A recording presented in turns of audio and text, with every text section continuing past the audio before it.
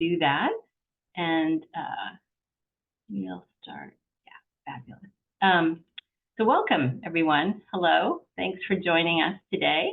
My name is Kathy Hessler. I am the Assistant Dean for Animal Law at the George Washington University Law School, and I'll be moderating today's event. We're excited for this webinar series to have another star panel that we'll introduce you to in a moment. But before I get started with that, I just want to give a brief overview of the sort of series of webinars that we've been working on for folks who aren't familiar with the project.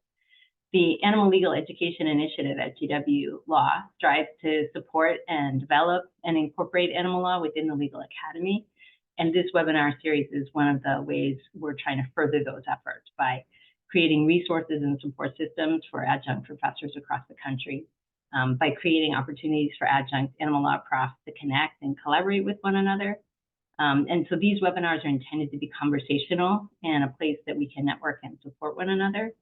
So to that end, we want you all to feel free to send questions and comments in the chat or unmute yourself at any point if you want to jump in and have a question. And we encourage folks who are comfortable and able to put on their videos if they like, so we can put names to faces, but if not, we understand. If you've missed the first two webinars in this series, they are both recorded and on our YouTube channel, the Animal Law YouTube channel at GW. They were having, getting, and keeping an animal law course, and the second one was what to do with your animal law course. And today, of course, we're talking about student engagement and empowerment. So that's the third in our series. Today's event is also being recorded, so we'll put that on the website as well, so you can reference back for that. And you can feel free to share these resources with anyone you think might be interested. So for today's webinar, we are discussing student engagement and empowerment and how students and adjunct faculty members can work together for the benefit of both. Students obviously are an essential component of our work, which is why we're focusing on them in this webinar. We're planning to address three large sort of bodies of discussion. So one is collaborating with students generally. The second is course and curriculum collaboration. And the third is connecting with and supporting students outside the classroom. So we have a wonderful panel today, and I will just tell you who they are, and then I'm going to ask them to introduce themselves. So we have Hannah Navolsi from GW, Michelle Hibschuss from GW, Kaylee McNeil from GW, Greta Fiedler from Oklahoma University, Sydney Prudzinski from the University of Illinois Chicago School of Law. And those are our students on the panel. And then our professionals on the panel are Brene Riggins from ASPCA and Priscilla Rader Culp from ALDF. So I'm going to turn it over to them to introduce themselves. And I'm just going to call on them so we can go in the order they are on my screen, which means we'll start with Michelle. Hi, everyone. My name is Michelle Hibschuss. I'm a 2L at GW Law. I got involved in animal law because they had our Soldiv chapter was tabling at the club fair when I was a 1L, and I got to meet the person who was then president and is now graduating 3L. Congratulations to her, Laura Mizanati. And went to the animal law conference and got involved in the Animal Welfare Project, which is a group we have at GW that advocates for local laws that benefit the welfare of animals. So got to advocate for a fur ban in DC and also to advocate for a foie gras ban. Second semester of my 1L year, I got to work with Dean Hessler as a research assistant on the Animal Law and Science Project. And then this past year, I was president of our Soldiv chapter. And so I'm excited to share what those experiences have taught me about animal law and how teachers can work together with students to make this field grow. Thanks, Michelle. Next, we have Priscilla. Hi, everyone. Thanks so much for having me. My name is Priscilla Rader Culp. I'm the Senior Law School Programs Attorney at the Animal Legal Defense Fund and the Lewis and Clark Law School alum. I am very excited to be here because most of my job is surrounded either through student programmatic work, so with our student chapters, student conventions, scholarships, and other opportunities that we try to carve out for law students across the country. But also on the other side of that coin is through academic outreach and supporting adjunct law professors wishing to add animal law courses to the curriculum, including providing course grants and resources, materials, and all the support you might need. So very happy to be here. As a Lewis and Clark student, I was co-director of the student chapter there. I was part of the Animal Law Conference Planning Committee. I clerked with Kathy for Center for Animal Law Studies, along with Mercy for Animals and the Animal Legal Defense Fund. So can kind of come at it from either a student or a professional, but really, really excited to learn with all of you today. Thanks, Priscilla. And next we have Hannah. Hi, everyone. I'm Hannah Nabulsi. I am also a 2L at George Washington Law School. I came to law school specifically for animal law, so this is definitely my niche and my group of people. Some things that I've done in law school, just within my 2 years, I am a research assistant for Dean Hessler, actually assisting her on this work with the Animal Legal Education Initiative, so that's been really great. I'm also an SBA Animal Law Committee Law Student Vice Chair, along with Kaylee, who is another co-panelist here. I'm the incoming SALDIF co-president at GW, and I've had the opportunity to take a few animal law classes here at GW. So very excited to be here and kind of chat through some ways we can help expand animal law. Fabulous. Thanks, Hannah. And Hannah has been instrumental in getting us as far as we've gotten this year. So I kudos and shout out to Hannah. Thank you. Next, we have Brene. Hello, everyone. My name is Brene Riggins. I'm the Senior Manager of Federal Legislation with the ASPCA, and I handle our companion animal portfolio. I've been there now for a little over 2 years. I have my law degree from Roger Williams University School of Law in Rhode Island. Very, very tiny school in a very, very tiny state. But after I graduated, I served as a law clerk for a New Jersey judge handling domestic violence and child abuse and neglect cases, very heavy portfolio. But I'm very happy to be here and be a part of this discussion. Thank you for including me. When I was in law school, I started Roger Williams's first animal law class, and I revived our SALDIF chapter and served as president for 2 years. So it was quite the journey, and I'm happy to share how that journey was and see where this discussion goes. Thanks, Brene. Wonderful. And then Sydney. Hi, everyone. I'm Sydney Pazinski. I'm a 1L at UIC Law in Chicago. I kind of got into animal law because I studied animal science in undergrad and then started law school. And then I'm currently working on establishing a SALDIF chapter at my school, and then also working with Professor Wouters on a couple other animal law things in the Chicago area. Wonderful. Thanks. Kaylee. Hi, everyone. My name is Kaylee McNeil. I'm a 3L at GW Law. During my time here, I've been involved in the SALDIF. I am also the student leader for the Animal Welfare Project, which Michelle mentioned earlier. It's our legislative advocacy group on campus for animals. We work with DC Council and local animal organizations to pass animal-friendly legislation and testify in front of DC Council and even write some of our own legislation, which has been a really awesome experience. I am also, as Hannah mentioned, one of the law student vice chairs for the ABA's Animal Law Committee. I've also taken a couple of the animal law classes here at GW and was fortunate enough this last year to be a delegate from GW to the UN's World Food Forum, where I was the animal/law representative for GW. So got to push some veganism at the UN. I'm excited to be here. Wonderful. Thanks, Kaylee. And Greta.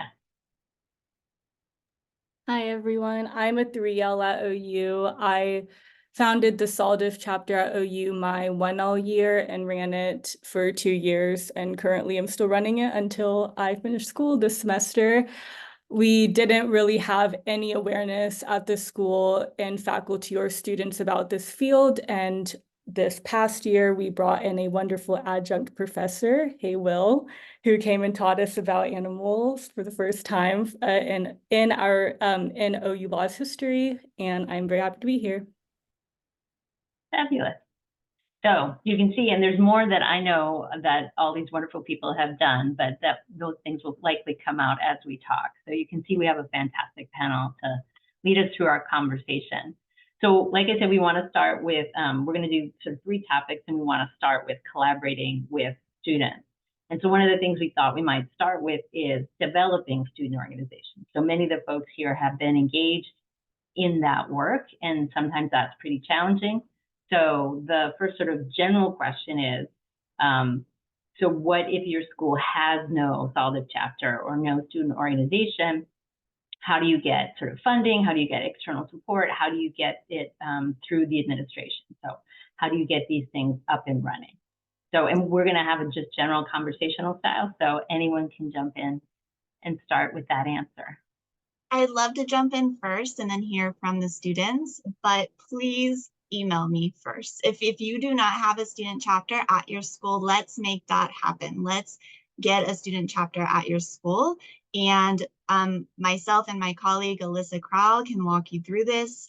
We offer not only material support, projects, events, but we also offer funding. So we have both project grants and travel grants available for student chapters. So please do get in contact with us. It's a quick application form. We'll help you with bylaws. We help you with any administration needs that you might need, depending on your school's requirements. We'll help do promotion, everything to get you started. So please, if you are talking and you even have one other student interested, we just need a president and a treasurer, come and contact us, and we'll get that ball rolling. But I'd love to hear from the students, and then I'll chime in as needed. But I just, right out the gate, please contact us because we can make that happen. You can absolutely have a student chapter at your school. Yeah, so I never heard of SOLDIF. Whenever I started SOLDIF, I was just very frustrated after my first year of law school because I didn't know that this was even a field, but I knew that I cared about it a lot. So I wasn't sure if I was going to be the one inventing this field or if this field already existed. I was very glad to eventually learn that this field actually already existed. But and so I was looking on the internet and I was just seeing like if other schools had sort of student organizations, and that's how I came across the SOLDIF chapter situation. And so I applied, I think, for the school to be part of it. And then you guys accepted me, which was great. And then I basically never spoke to you guys again and just like ran off with it. But I would definitely recommend, I guess, reaching out to ALDF more in terms of different event ideas and projects, because what I did for almost 1.5 years was just give speeches myself, which I think brought a lot of students to the organization, especially because I became a very controversial figure, and probably students left thinking that girl is crazy. But then people talked about me and more people showed up, and we always served food. So that was also really amazing as well. And then I eventually learned that I could be hosting speakers in this field. So that changed the organization a lot. So I started asking around for a lot of attorneys to come speak. And that was kind of the second half of me running the org. And our final meeting was last week. And the biggest point of the biggest response I got from students was really surprising. And they said that they wished they kind of were nostalgic on how the club first started, and they said that they wish I gave more talks because they found my talks really interesting, and I liked them to be interactive and stuff like that. So I think honestly, me doing that made the chapter have a really strong start. And I hope that the next incoming people who are taking over it are more comfortable with making their own talks and stuff as well.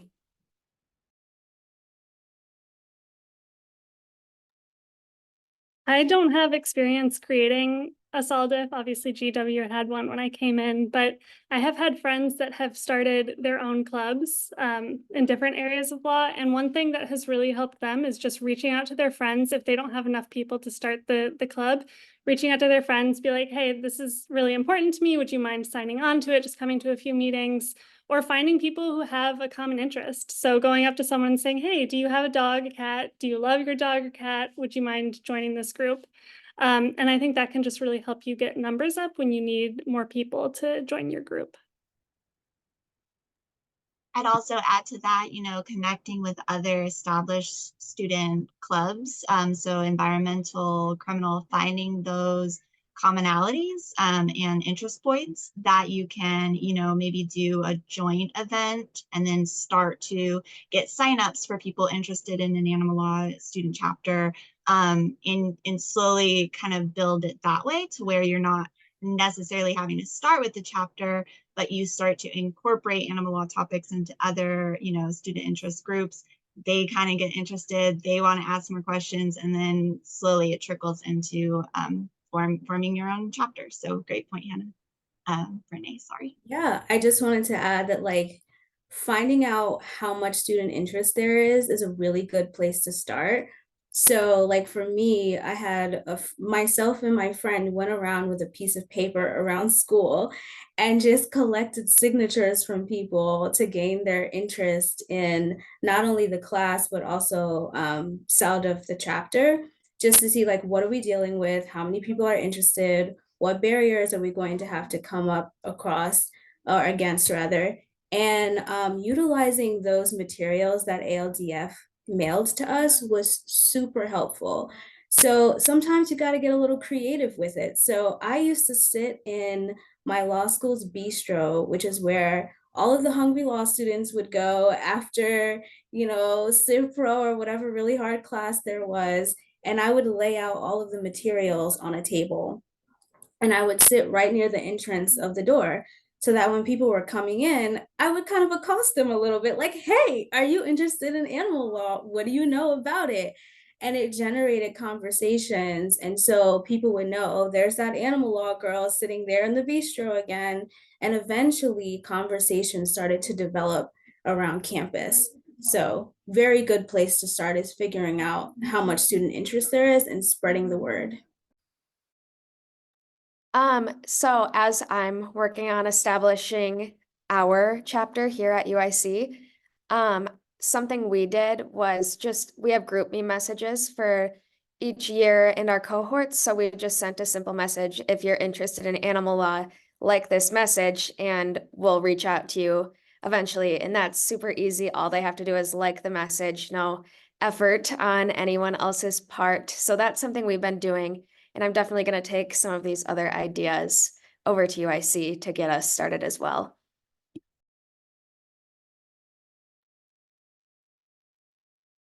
Great.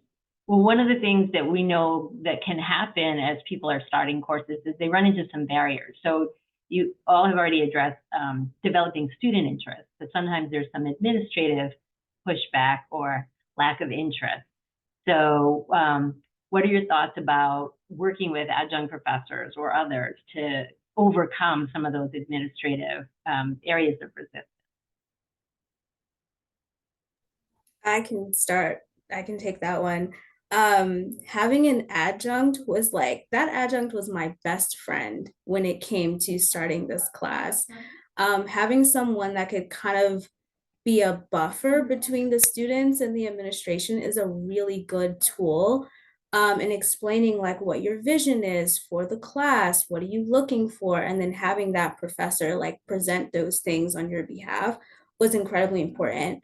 And that particular professor also served as the SALDIF,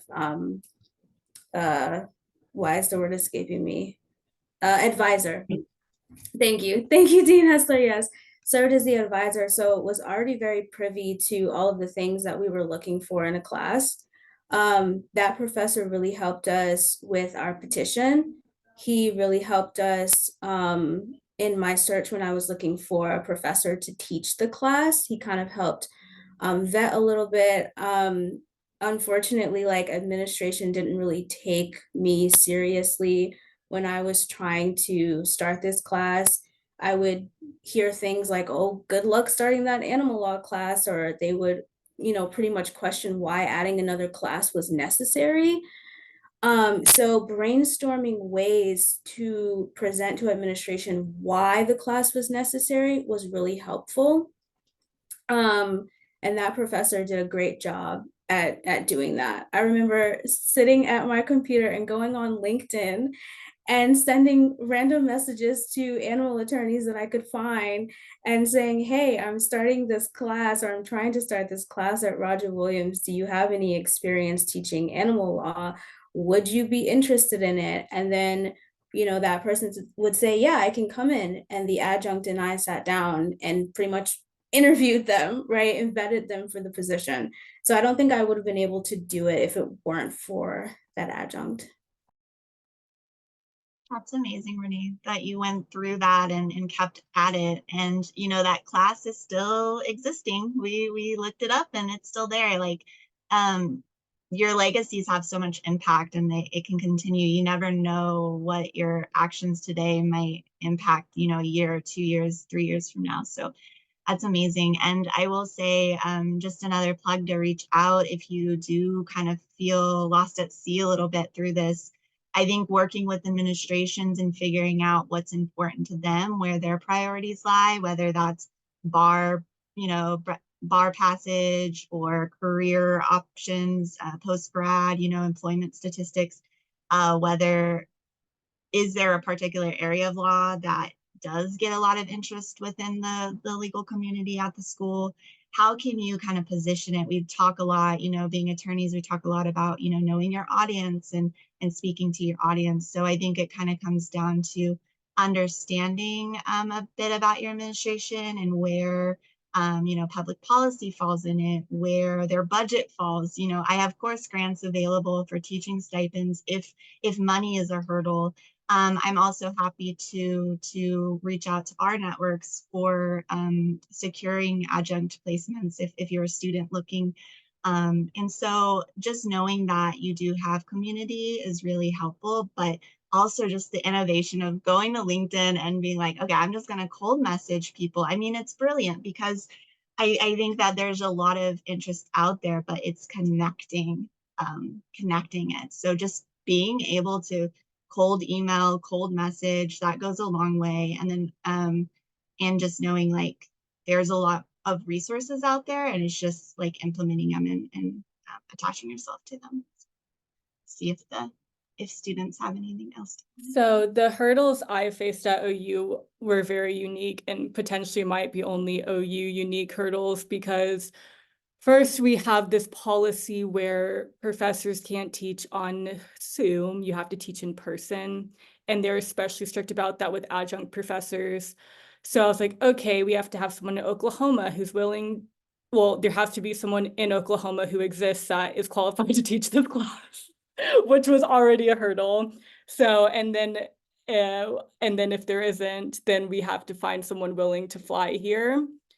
And so we created this class that was a weekend class that happened over 2 weeks, and it was like on Saturday, I think it was 5 hours, and Sunday it was 4 hours, or maybe it was 4 and 3 hours.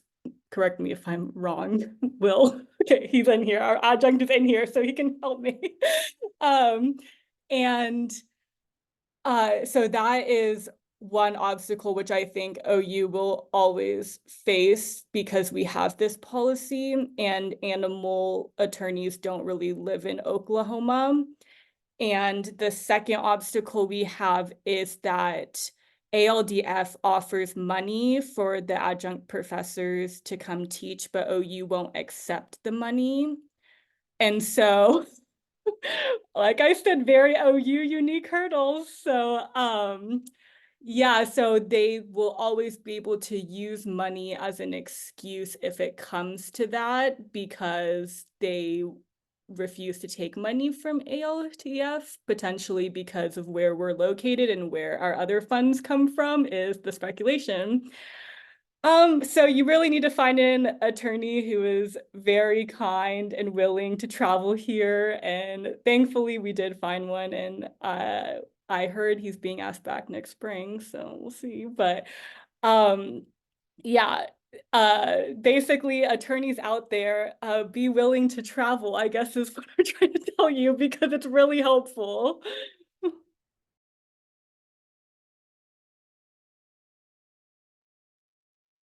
Well, we've sort of moved away from working with organizations into working to develop curriculum. So I'm going to just stay with that for a bit, and maybe we'll come back to if there's other questions about working with student organizations. And so we've already talked about a couple of things about getting support. So maybe students can talk a little bit more. So you've talked a little bit about what you've done to help develop interest in animal law sort of generally. And maybe it would be good to talk a little bit about what kinds of things you think sort of sell, if you will. What works at your school? What kind of classes work? What students are interested, what they're interested in seeing in those classes, and a little bit more about working with either lawyers, adjunct faculty, or faculty who are in-house, who are at the law school to get support. So I know that's a lot of stuff, so folks can jump in wherever they'd like. I'll jump in. So currently at UIC, we don't have any animal law classes. Professor Wouters is going to start one next spring, which is very exciting. But in my experience here, a lot of my classmates have no idea that animal law even exists. And in my writing classes with Professor Wouters, he has kind of tailored some of our assignments to include things with animal law. And I really enjoy that, obviously, because I am interested in animal law, but a lot of people I've talked to seem to enjoy it as well. So definitely something to think about in other classes, ways that it can be tied in. Yeah, Oh, sorry, go Michelle, you go. okay, thanks, Kaylee. I can sort of speak toward what I've enjoyed in the animal law classes I've taken, and how those can be made to appeal to a broad array of students. I think one thing is giving it more credits. So next year we're going to have a 3-credit animal law class, whereas before we've only had 2, and that encourages people to sign up because there's a limited array of 3-credit classes, and if you take too many 2-credit classes, you end up with a 7-class semester like I do. So most students try to avoid that. Another thing, and there's a difference of opinion on this, but my personal opinion is if you can avoid the stress of the final exam, at least one that's in person, that can get students to sign up because there's a limited exam period. And if your exam conflicts with another classes, or if it's on the same day, or if it's just people don't want to take too many exams. So if you want an exam, make it take home so that students have that flexibility and they don't have to be at a particular place at a particular time and have the stress of something that they have to do in 3 hours as opposed to 24, as many take home exams are. And the other thing is research papers, whether in addition to an exam or instead, are really nice because it lets the students explore an area of the law that they choose. And so that people can be like, well, I'm interested in animal law and I'm interested more on the wild animal side, or I'm interested more on the companion animal side, or I'm interested in farm animals, what have you. Students can kind of pick where to specialize. So kind of giving students that flexibility, I think, can really help build interest in a class and appeal to a broad array of people. Yeah, I took a course this semester that's been, I think, my favorite course in law school, definitely my favorite animal law course, called Gender, Race, Species with Professor Eastland Gambert. And it's an amazing class. And what was so awesome was that there were, I don't know, maybe 17 of us in the class. And it's a course that talks about the intersection of gender, race, and species, the way that, sexism, speciesism, and racism are often come from similar roots. They obviously express themselves in very different ways. The experience is different, but they're rooted in very similar oppressions. And what was so cool was that everyone went around the room the first day of class and said like why they came to the course. And I think it was just me and one other person who even like had any experience in animal issues prior to coming to this class. People came because they were interested in social justice or in international like human rights issues or in the environment, just different issues, broadly speaking. And they were curious about what the species part of this was going to bring to the table. And by the end, I mean, if some of my classmates aren't vegan by the end of that class, I think some of them walked away being like, I'm going to be vegan or vegetarian or whatever.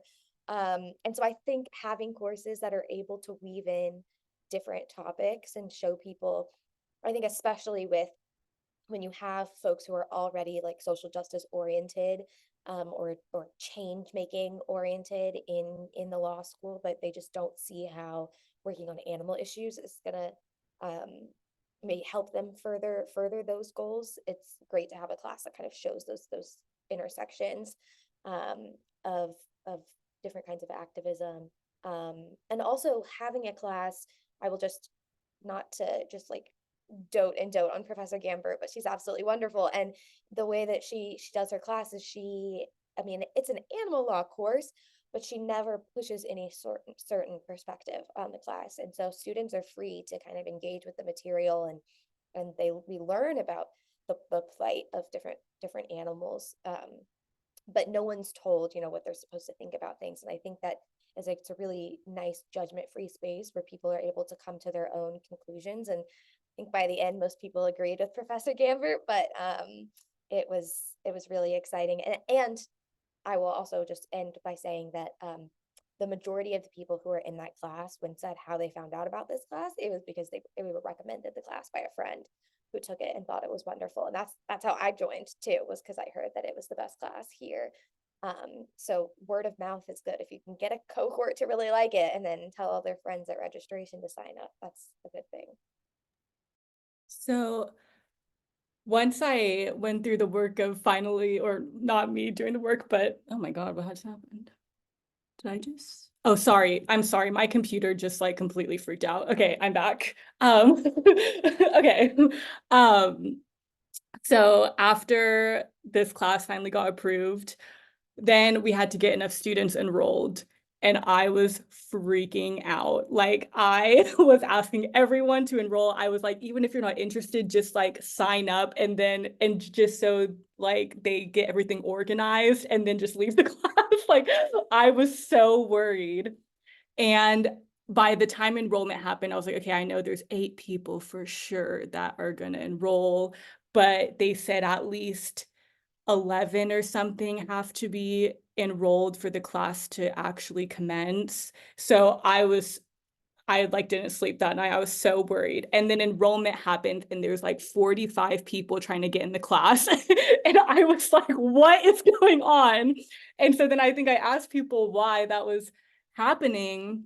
And it was because it was on a weekend. You took the exam early. We took it halfway through the semester, and people really liked that format. So, and I think half the people who ended up, because the class was capped at 30, I think.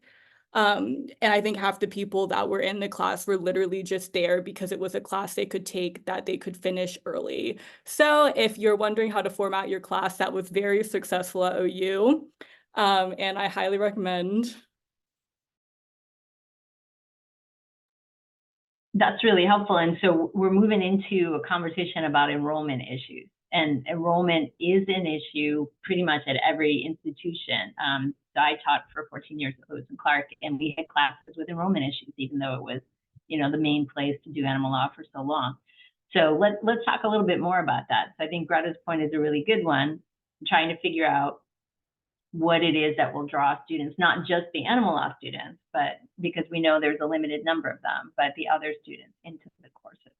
And so people have mentioned a few other things, but let's talk a little bit more about how to manage these enrollment issues, because if we can't get the courses taught, if the schools don't think there's an interest, demand from the students, then the courses will disappear.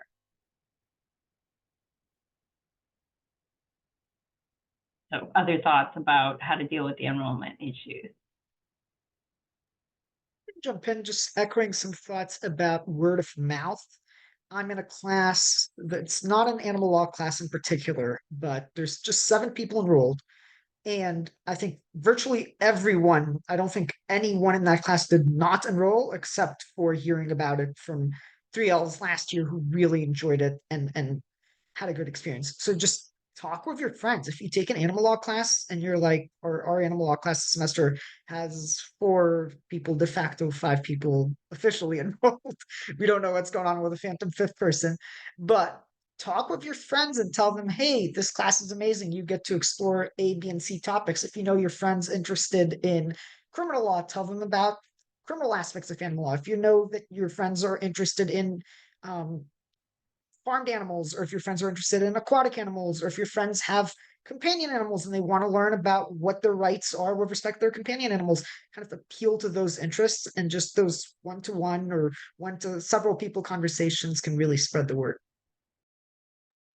Yeah, I think also there's not a, excuse me, there are a ton of classes at GW at least. And so there are often times when the semester starts and I ask my friends what course they're in and they tell me, and I'm like, oh, we offer that? I didn't even see that in the course catalog. Like they're really just some of the classes, not the animal ones. I'm always on top of the animal ones, but the other ones kind of just slip through the cracks sometimes. And so I think that really getting the word out there that we have these animal law classes as opposed to just having them in the course catalog. Like, for example, I'm in the Black Law Students Association, and every year at the end of the year, we fill out a Google survey and submit to rising 1Ls and or excuse me, rising 2Ls and rising 3Ls to recommend classes that we've taken that we really enjoyed and professors that we like.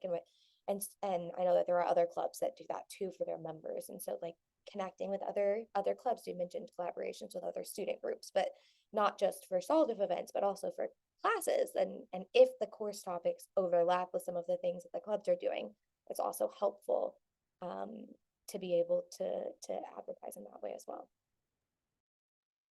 Kaylee's point just reminds me of something that Kathy would do at Lewis and Clark with our student chapter every year, is do curriculum planning and looking at class schedules and what to take and how to make a robust schedule and everything. So student chapters, you know, doing something like Kaylee just mentioned, really, really great idea. Yeah, just to echo off of that, at GW, we actually did a workshop to talk to students around registration time about courses in animal and environmental law that would be offered. And what I thought was really cool about that is that we had professors from both of those areas come in and talk to students. So it gives students an opportunity to learn about those courses, as well as meet with the professors, some of whom are adjuncts. So they get to learn about the work that they do outside of the classroom. And for students that maybe don't see themselves going into a career in animal law after law school, like it's still good to be able to connect with people that may be in the area of law that they aspire to work in, like litigation or policy work. Just being able to hear their real life experiences working in that field. Also, I will say it's good to encourage students to be mentors for their peers, because I know a lot of my mentors have encouraged me to take classes I never thought that I would be interested in or knew existed. So encouraging your students to work with underclassmen is also really helpful. Excuse me. The lobbyist in me is going to talk about like how you brand the class differently for different audiences. Right, so there for the 3Ls at least, they might really be interested in knowing that this is a fun way to kind of dive into bar prep before the actual bar prep starts. And that's ultimately how I ended up selling the class to administration. For your friends who are interested in environmental law, they may not know about the crossover between environmental law and animal law. So pitching it to that audience a little bit differently and kind of piggybacking off of what Michelle was saying earlier, like if you have friends that are interested in like personal injury law, maybe going to them and saying, hey, did you know that there's actually a crossover between personal injury law and animal law?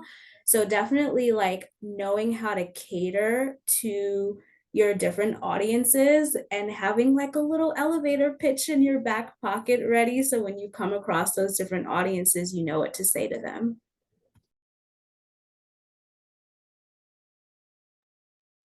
Thanks. That's great. And so I know we could talk about this for a while longer, but I want to get to sort of the last topic so that we have a little time for discussion and questions. And so that's connecting with students outside the classroom. And so one of the things I'm going to just note real quick is that I'm skipping getting feedback about classes, which sort of adds, the feedback loop is really important here, and talking about guest speakers, which are things our committee talked about. So we can come back to that later. But connecting with students outside the classroom. So one of the things that's phenomenal about adjunct professors is they're working in the field. That's why they're asked to teach animal law. So they have a very specific perspective, and they have a network, and they have work that they're doing that's ongoing. And so there's all kinds of opportunities for students to engage with that faculty member in work, and for that faculty member to bring that work sort of into the classroom. So if folks want to share some of their thoughts about creating those opportunities for more sort of experiential and outside the classroom work, and more opportunities for faculty to help support students in their sort of career pathways, that would be great. Yeah, so I'll say I went to a very small liberal arts college that was very hippy dippy and all about like having relationships with your classmates and having relationships with your professors. And I came to a large university for law school and realized, oh, I'm in a classroom with 100 so people, and the professor kind of maybe knows my face, but certainly not my name. And obviously that's not the case with every single professor, but largely I don't have relationships with most of my professors. And so I think there's a really great opportunity, especially in law schools and in these larger law schools, for adjuncts in these more specialized fields like animal law to be able to take students under their wings and give us the help that I know I want, and the mentorship that I am craving, because we don't get a lot of interaction, and we don't get to my experience has been that in the legal field, we don't get to talk a lot about the things that we really care about, unless we're talking about animals. And so this is a great opportunity. And it's all of the experiences that I've had at GW for animals has been because I've told professors I was interested in animal law, and then they told me things to do. Professor Joan Schaffner, who's on the call here, told me to join the ABA Animal Law Committee, and Dean Hessler and Professor Schaffner got me to the UN's World Food Forum Conference. Like, all of these things are opportunities that I would not have had if not for the professors of the school. And so I think that there's a really great opportunity there to like reach out, offer. Like, we don't think it's weird. Like, we really do appreciate when you come to us. And I mean, I've been like really in awe of basically every animal law professor that I've ever had here. And so I'm eager when they're like, oh, hey, I can talk to you after class for 15 minutes and tell you about what I do. Or, oh, you're looking for an internship, where are you looking? Like, I can connect you with somebody. Or, even if it's just like, oh, you're really interested in that, I can sponsor you for you to write a paper. Like, I can help read your paper on that topic. Anything, any little bit goes a long way. Oh, go ahead. Sorry. Okay. So something Professor Wouters again has done for students at UIC is he got together a group of another professor from another school in the area and an attorney from the ALDF, and kind of created this initiative to get students from all the Chicago area schools together to work on different animal law projects. It's still a fairly new initiative, so I don't have a ton to share about what we're working on yet, but it has been really great seeing all these other people that are interested in animal law outside my school, and also connecting with another professor that I wouldn't have another opportunity to meet because she doesn't teach at UIC. So I guess it is different because Chicago does have a lot of schools, but thinking about connecting with other schools could be another way to kind of do things outside of the classroom. I think to the extent that adjuncts are teaching classes and they have, as somebody working in the field, you have your niche, you have your segment of animal law that you're focusing on. but a class, especially if it's a survey class, is going to cover a lot of different things. And something I've really liked in our animal law survey class, and Professor Carey's on the call and Professor Perry as well, they've both brought in guest speakers that they've either work with or know in the field. And those guest speakers often relate to the specific topics that we're discussing that day. And so you get to hear about that day's topic from someone who's really immersed in the field, which is something you can't really get in other classes where you have sort of a generalist professor who's approaching things generally. Here you have a class that's both generalist and you're getting that specialized expertise from people who are working day to day in that specific topic that you're covering then. So I get asked a lot by students who are now interested in this field how to like get into it. And I try to think about what I did because I do not come from a school where people even knew this was the field, and the faculty was like so confused when I asked them like, oh, I want to do things around animals, and they're like, oh, like environmental law, and I'm like, no, like animal rights, and they're like, like they had no idea. So I and I think so I basically just had to like network myself, and I wouldn't even consider calling it that because I basically first just reached out to attorneys, and because I learned this was a field, and I was like, hey, like I learned this is a field recently and I really want to be part of it. Can I talk to you? So then we would just talk, and I would then learn how competitive the field was, which was a shock to me because I thought no one cared. So I was like, oh my God, there's people out here who care so much that it's competitive to get into this field. So I was learning a lot. And then I eventually just started reaching out to orgs, seeing if I could like be of help to them or use and try to just gather experience on my own. And fortunately, OU is like a really cheap school, and so like I don't pay like tuition to come to this school. So like it's a very good place to be if you want to pursue animal law, because like you can just volunteer your time for all these work and not have to worry about like paying your tuition or whatever. So that is the good thing about, I guess, coming to if you're interested in, sorry, this is adjuncts, not students, but if you are interested in joining this field, then yeah, in terms of networking, like I don't really know what I did, which is, I guess, is kind of not really helpful to say out loud, but really like I learned that if you just reach out to people, a lot of people are responsive and a lot of people offer you opportunities. And I got, I think, at least half of my internships through emailing people. And so really just do that, and you will then just discover all these opportunities that you had no idea about. Well, and I think this helps see what the diverse sort of ways of approaching all of these things are, right? Starting classes, starting organizations, working with adjuncts. So there are other ways that professors and adjuncts can support students outside the classroom. They can support their writing. They can get them, published in small, I think, like ABA, as Kaylee mentioned. They can try and help hire them as research assistants if they have that capacity, and they can hire them as clerks. Potentially, obviously, we have to worry about conflicts and whatever rules are appropriate for schools if you're working with a student and they're in your class at the same time. But there's lots more that we could talk about, but I want to sort of open it up because I know there are at least a couple of questions that folks might want to raise, and so we can come back to some of these other things we didn't have a chance to talk about if there's still time.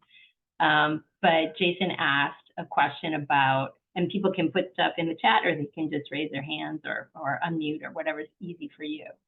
That he was interested in what students might want to see in an animal/wildlife course. What would make a great course in your view? So anyone can help with that. This reiterates a couple points I've made, but guest speakers so that students can hear about various specific aspects from people who are in them day to day and really specialize in them. And the other thing is giving students flexibility to pursue the aspect of the course that interests them most. I think a research paper is usually most conducive to that. So if you have a student who's particularly interested in one aspect of the Endangered Species Act, or you have a student who's particularly interested in ag laws, they can write that paper as opposed to kind of being keyholed into a topic that they might not be interested in and now have to cram 30 minutes of an answer in an exam. I think that's less beneficial to the students. Yeah, and also building off of that, even if it's not providing a research paper opportunity, but just asking students when you start the semester, like what they're interested in. Like if you're doing a wildlife course, okay, what issues in wildlife are you guys particularly interested in, and seeing if you can incorporate that throughout the semester. Not necessarily change your whole curriculum, but just to add little bits of that. I know that in my non-animal law classes, there have been a couple of times where I reached out to professors and expressed that I was interested in animals and I like how these things kind of overlap, and they found ways to kind of sprinkle a little bit of animal law into the non-animal law class. And so I think that that the same can be said in an animal law class, adding little bits that are particular to your students' interests. I think also focusing on the animal experience, or at least like starting the class, having students wonder like what it's like to be an animal, like in our like on Earth and in different scenarios. And I do that a lot with my SOLDIF chapter, and they find it really interesting because then they start to understand, I guess, all the things that impact the animal experience. And so when it comes to wild animals, then you can start bringing in all these other human actions that impact their lives and experiences as well, and they can kind of visualize that. But I always find that students are very interested when you have them really put themselves in the shoes of the animal. I'll also add that a trend I'm seeing is, incorporating local interests as it comes up. So for wildlife, especially, looking at what's going on in the students' backyards, kind of literally sometimes, and bringing those issues, especially if there's like a field trip or action that they can take, like writing an op-ed or a public comment, doing something that is related to the topic at hand. Really interesting stuff. I'm seeing a lot of just like local issues coming up within courses. And I'll just add, I think a lot of these apply to adding animals across, or even, obviously beyond wildlife. And I'll suggest that, so obviously animals are in the news far more than people realize, and adding that component helps people realize that they're missing stuff. And I think it's useful to have conversations with your faculty member to help them say, oh, I see like next week we're going to be talking about this, and talking to them maybe even before the class, because I know it's really hard for students in a class to go, hey, I'm interested in animals, and we're really not talking about the animals here, we're talking about something else. That puts the student on the spot, it might put the faculty member on the spot. And so kind of talking to them in advance, and I think you'll get the response. Go a little deeper into this, we'll spend a little more time on that. So yeah, so I think starting those conversations, and I will tell you that faculty are always, well, in my experience, generally, I shouldn't say always, really keen. Like if you're interested in what they're teaching, they're interested in having a conversation with you, right? And so that's a really good way to start a conversation, and to help maybe get folks who don't know so much about these issues. Because for instance, if someone's lane is, not that it's Jason's, but if it's just wildlife, it's like, oh, well, can we also talk about, say, the environmental justice aspects of this conversation, or, whatever it is, right? That there's lots of ways to build bridges across these communities. Yeah, great. Are there other questions that people want to ask, other thoughts that they want to share?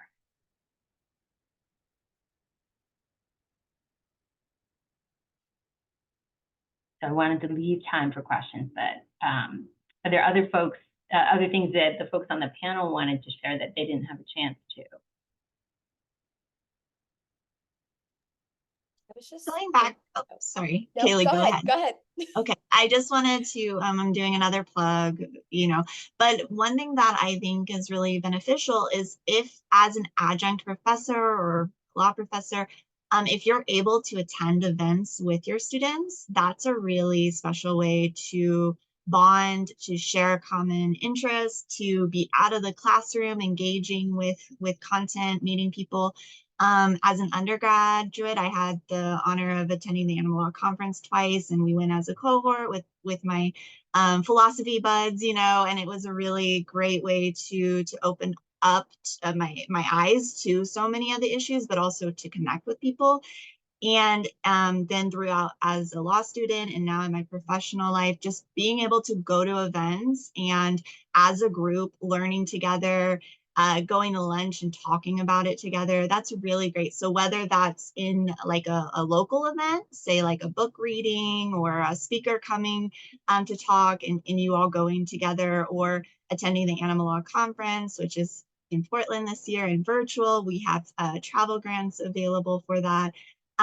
That's another option too. So like going outside of the classroom, and I think that brings a really like fun, more personable way of getting to know one another and sharing interests and passions and thoughts and ideas and seeing what clicks. So just wanted to throw that out there too.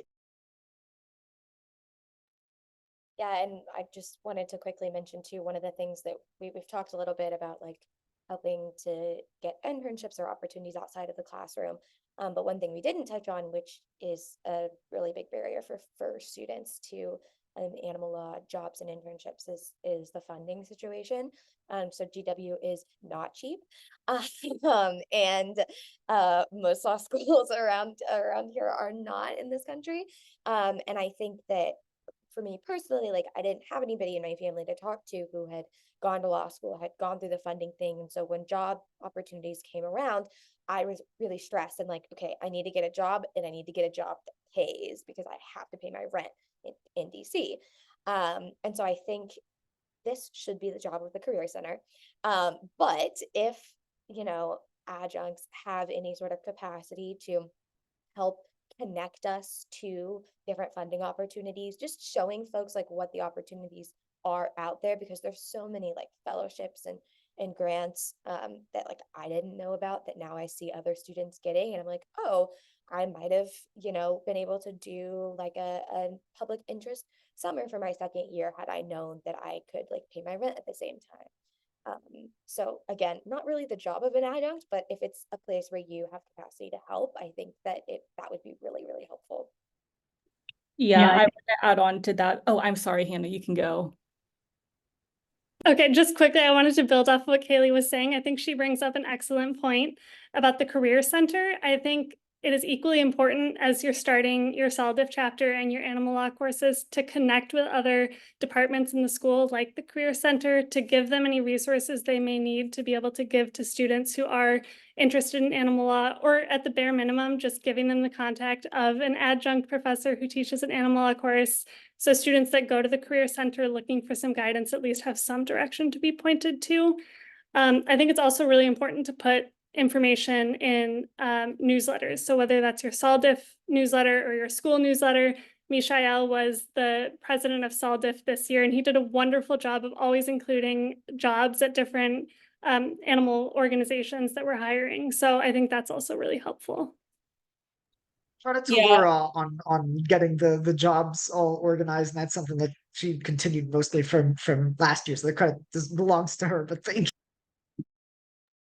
Yeah, I want to add on the funding thing because I will talk about issues with OU all, like I could tell you a lot of issues, but the one thing that OU does well, and I think that I'm an example of like what the outcome could be if schools did support their students financially, because in terms of fellowships, like OU makes a mission that they want any student to earn an income in whatever internship they pick.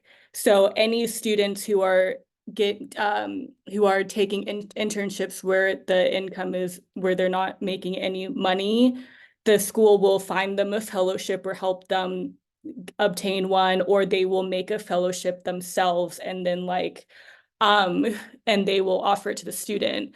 And I think that's why I think OU is one of the highest ranked schools of like students who go into like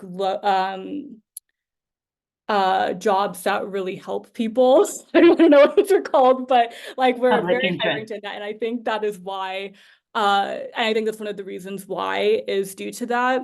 And that had really given me freedom to take an animal internship my second 2L year, and like a bunch of internships that didn't offer any money, some which I didn't get any funds for from the school because I didn't even tell them I obtained the internship. But what I'm saying is that it's extremely helpful, and I think more schools should focus on that. So if you're in any capacity out there to help with that, it's very helpful.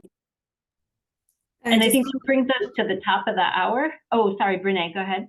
No, I just wanted to slide one last thing in about like spreading the word on careers in animal law. Like, of course, it should be the job of the Career Center to do that.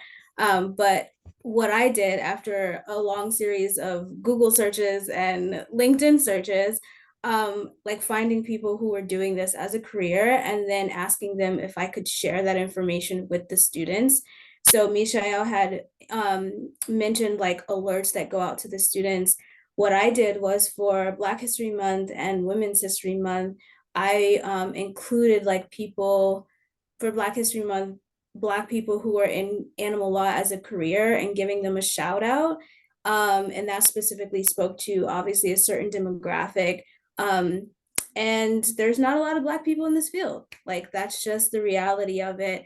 And I think a lot of people have this misconception that Black people don't care about animals in the same way or are not as interested. So I wanted to show that that isn't the case. Look at all of these people who are doing wonderful things in the field of animal law. And then for Women's History Month did the same thing. So that's a really good opportunity to spread the word about animal law as well. That's awesome. Thank you, Brene. And that links up to what something I want to add on to, which was that we've talked a lot about what adjuncts can do, but we know they're super busy, right? They're teaching on top of their full-time job. So one of the things that we can try and do as a community is think about how we can help them help you, right? And so we can consolidate some resources and we can share materials that help them do their job. So whether that's a jobs board or syllabi and those kinds of things. So that's one of the projects that we're working on at GW, and we're working on some of that with ALDF. But if there are other ideas, things that you all think that we should be doing to help support our adjuncts so that they can support you, please just let us know, and we can share those as ideas for different SOLDIF events or what have you. So thank you all for the conversation. I know that lots of people will be viewing these recordings later. So far our recordings have been super popular, which we're really happy about, because we really want them to be a resource to help people do the work they're trying to do. And we've already gotten in the comments. Thank you for the insights that you've shared that people are going to be taking away and using. So it's been productive and helpful. So my thank you again to this wonderful panel, and we'll be seeing you in the recording, and thank you. Have a wonderful rest of your evening. Thanks, everyone.